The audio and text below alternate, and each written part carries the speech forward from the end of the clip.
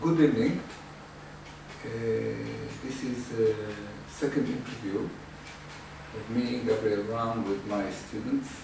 It's an interview with me as the head of the fifth way, which is a way of conscious development towards awakening of consciousness. Sorry, it's a way of personal development towards the awakening of consciousness, in the footsteps of the fourth way, with a heavy influence by Zen Buddhism and existentialism. And these actually meetings to do with the philosophy of the fifth way. I told you that I want to be asked questions about things which are not spiritual, which are not conscious, because you see, I think that consciousness shows itself best in things which are ordinary.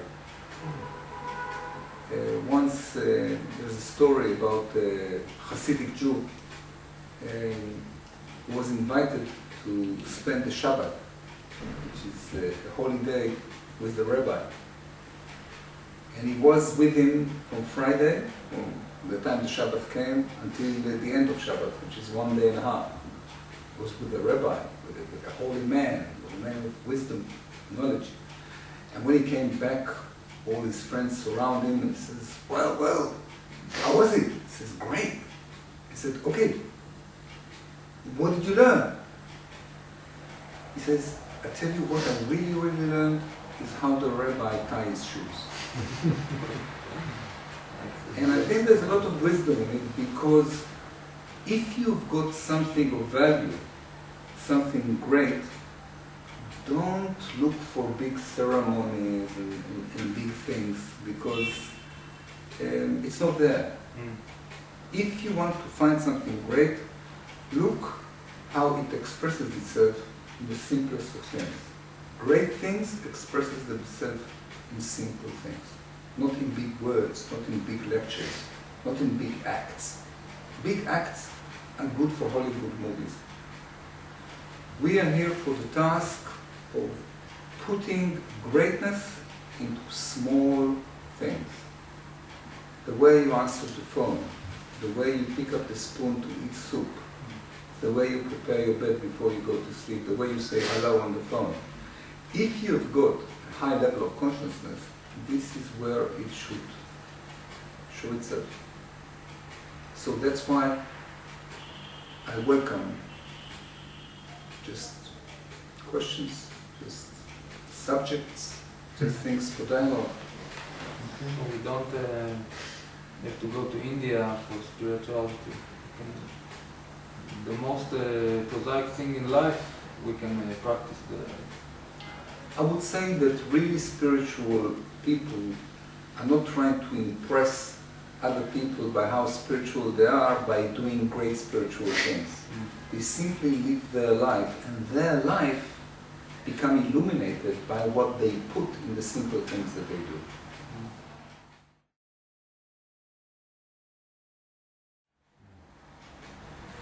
I'll tell you what is the reason we want to talk about spiritual things. Because spirituality and consciousness for you is a stimulation. And part of you come here to be stimulated by the new toy. And it's a problem to talk about consciousness and spirituality is a toy. You play with it to get excited mentally. You consume. And when I say, let's talk about simple things, something you say, boring. We come here to be stimulated by spirituality. And this is terrible. You shouldn't come to be stimulated by spirituality. Spirituality shouldn't stimulate you. You shouldn't come to consume things which excite you. And many people come to spirituality and religion and consciousness because they're already exhausted with the low stimuli, and they're looking for the super stimuli. And what some people look for in spicy food or in sex. Other people look for in spirituality.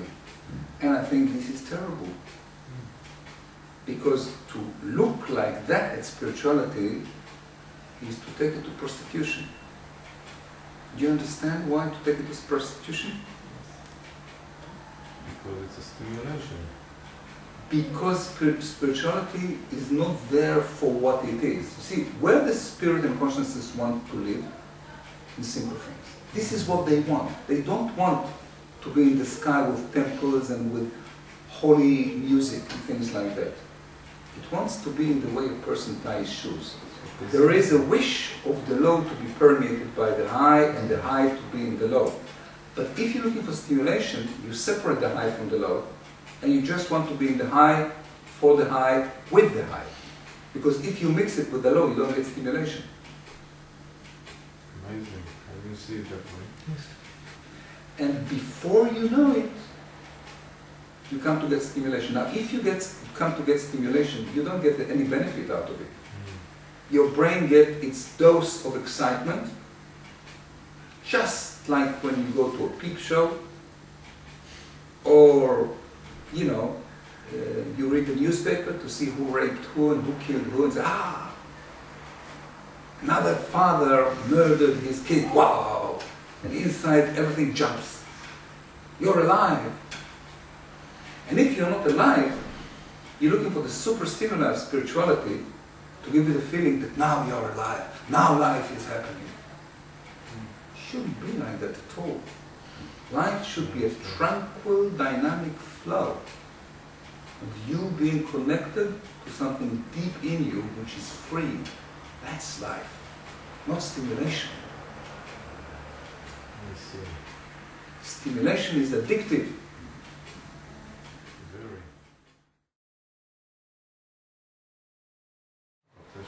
Okay, I'm a musician. I want to talk about music. I want to talk to you about Spanish music. More about the flamenco. What do you think about it? First of all, I think I know that you like Spanish music, right? Yes. Okay, you like flamenco as well? Yes, sure. I'm a guitarist. So, you know what's my view about flamenco? You come from knowing or not? So, I don't know nothing about you. okay, what do you think I would say about flamenco? I think that you would say about flamenco that it's very sharp music, very hard music, music that don't come from the soul, but come from the emotion, very heat music that scares the soul and It's quite true. It doesn't come from the emotions, it comes from the blood.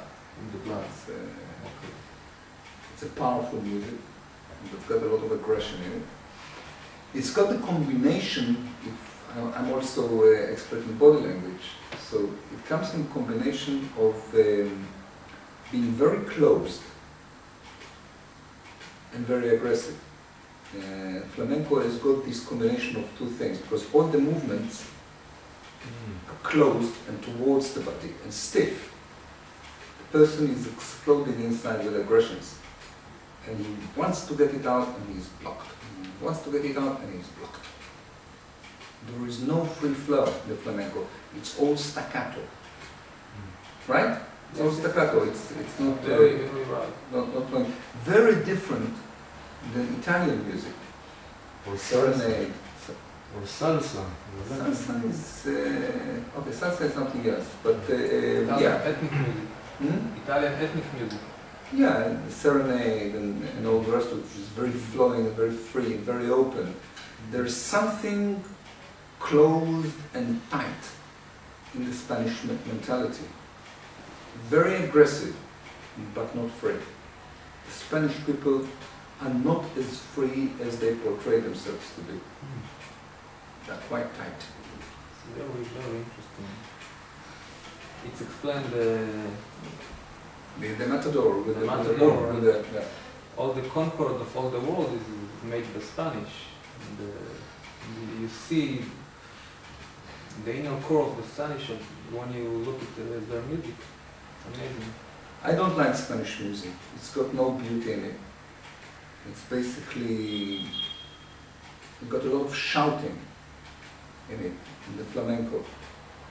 And the expression of the dancers and the singers are very hard, very stiff, and basically show anger and displeasure. There is no smile, there is no joy of life in the Spanish thing. Now, why don't you ask me, why is that? Okay, why is that? What do you think? I've got an answer, which I think. What do you think? You know or you don't know? I don't know. That's what you think. Maybe it's the European. European, but the Italian are different. Italian are different, yeah. So You don't know. I don't know.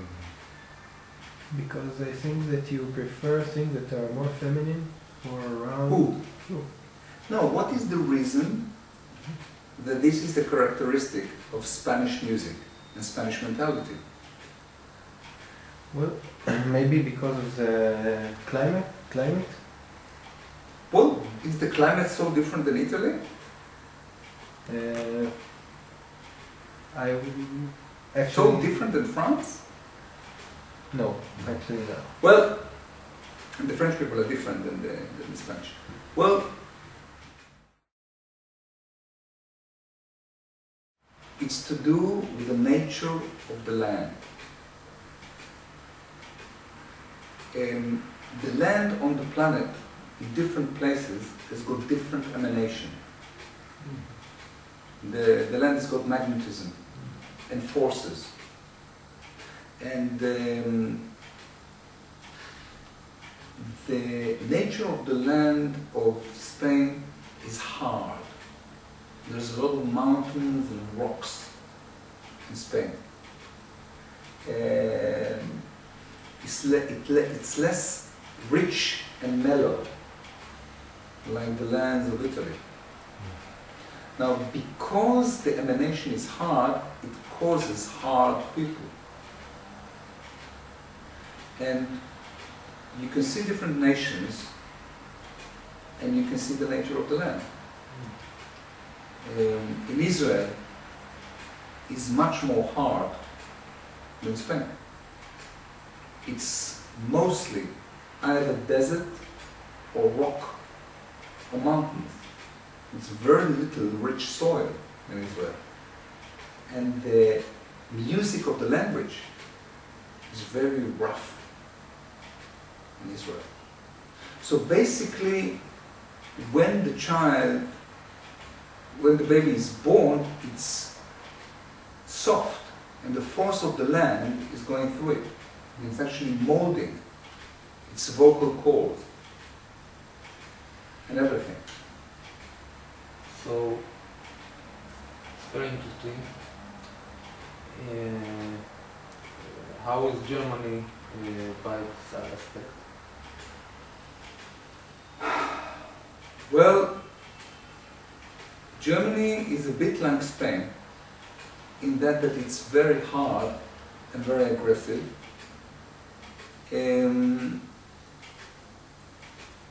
But the German people are more closed than the Spanish people. I must say that the land is very, very rich, but there's something dark about the German people. The forests and the rain and everything. And they've got a lot of terrible demons buried in them. But the nature of the land of Germany is so closed and tight, they don't have any outlet of these demons. And most of their life, they are holding it inside. For example, if you think about German folk music, there isn't such a thing, German folk music. The German people are not happy people. they are not singing, they are not dancing. But with it, they've got incredible forces inside. And if they have got some geniuses, which are great, great talents, they can take this incredible force inside and cause the greatest pieces of philosophy and the greatest pieces of music ever composed anywhere.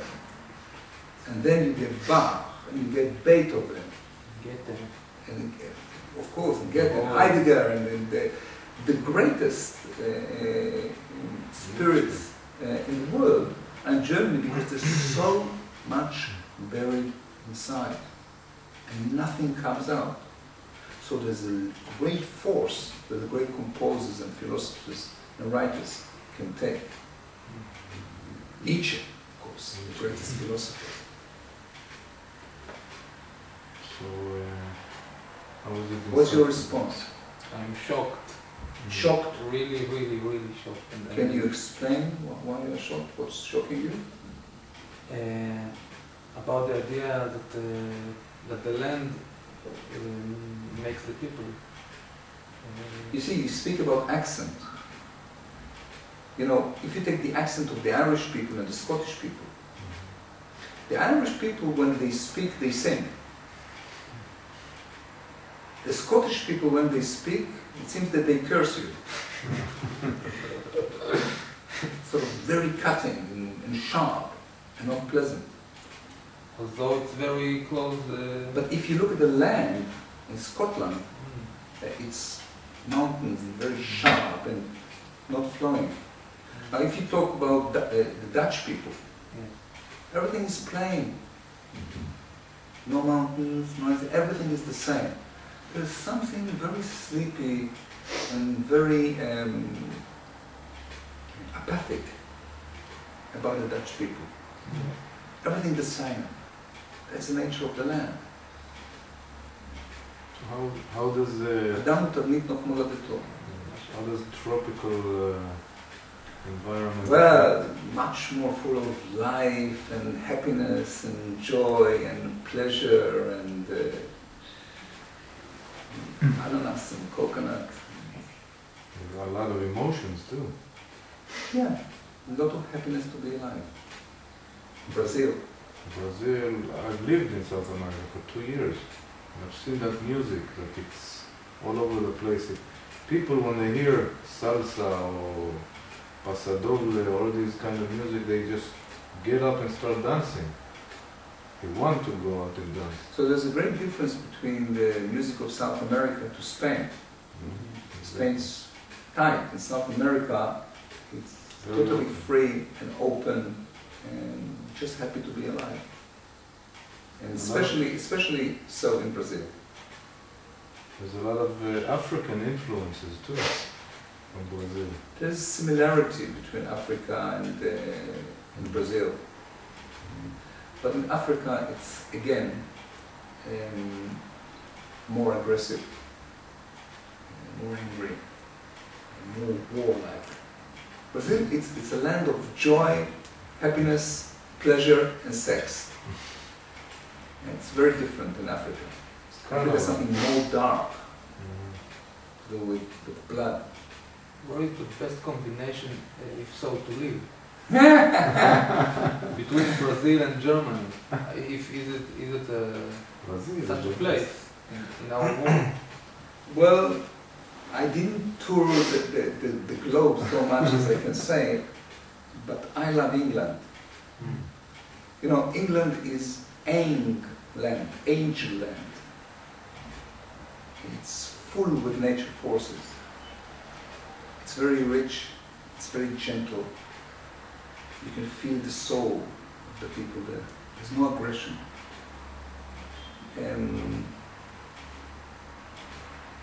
people are very soft and polite towards each other. And there's flow to things. But they're also very close. They're closed, but you see, not so close. Most of the closeness of the English people are because they consider the space of other people. Yes, They are very polite and they are shy, but they're not closed. Not like the Spanish, not like the German. Yeah, the Germans are very good. They're simply very private. Okay. And I think England is a very special place. Ireland is a very special place. You think about the nature of the English language. It's very fine, very high. When you hear an English person speak, it's like he's speaking poetry and he's speaking philosophy and Shakespeare. it's like very fine-tuned music, and finer, highest notes. There's a lot of nobility in England. You look at the English people, or the higher classes, you look like noble people, like all kings and queens. You look at the Israelis, and all look like peasants, like workers in a building site, low level. I think the nature of the land here is very low. But you see, the thing is that usually high things spring in low places. That's where it likes to be most. The lotus in the swamp. So if you want to... And Jesus grows here, in all places. I want to ask you a question. First of all, what do you think about what was said so far? Sentence to everyone, Danny. Well, it's absolutely mind-blowing, I think, because I have never thought about the connection between the scenery and the people that it produces. And scenery, you mean the nature of the land? yes, the nature of the land. And this has opened a totally new perspective on things. And thank you very much. Okay, thank you. I agree with Danny. I think it's very new to me, the landscape effect, the people and whatever they produce. It's blown my mind. All my aspect and thinking about music and land and accents are gonna change from now. See, I like very much folk music, because if there is a music that expresses directly the nature of the land, it's folk music. Okay. Okay, regarding the land, I would say that there is a place in the world, Jerusalem, and everybody is absolutely going mad over it. And I wanted to ask you, why do you think it's so? Why is Jerusalem so special? What makes it so... What's the magnetism of it? Well, I don't know what is the magnetism of Jerusalem. I just know that there's a lot of mythology about Jerusalem. Okay. And it's like something that has been blown out of proportion. And people have got a soft spot about Jerusalem. King David, King Solomon, Jesus, and Jerusalem, all the rest of it. And, you know, I talk about the nature of the land, but you shouldn't forget that it doesn't matter where you are, it matters how you are. But with it, I want to tell you that I live here in Israel most of my life. This is not a good place for spirituality. Things here, spirituality here is in a prison. In prison? In a prison. People here are hard, attacking, and the soul is in constant retreat in this place. And at the times when I went to Europe, the last few years, Poland and Germany, there was such a celebration to my soul. All the forces through me were jumping, and everything was jumping high. And What made you come back? What made you come back? I have a family here. And where is it more easy to you to create? That's a What? very good point. Not easy. The word easy is not the right word. Where is more creative? Create. Here. This is place where things are being done. people in Europe are basically so satisfied with the easy conditions, with the free flow of things, they just let their life waste. Here, no one is happy. Here, everyone is in agony. And here, this is the place for things to spring up and to happen and to appear. Because people here are not happy, so they want to do. This is the place for startups. This is the place for new religions, new philosophies, new levels of consciousness, because it is so difficult. This is the workshop of the planet. The workshop of the planet. See, here things appear, and they go to live in Europe.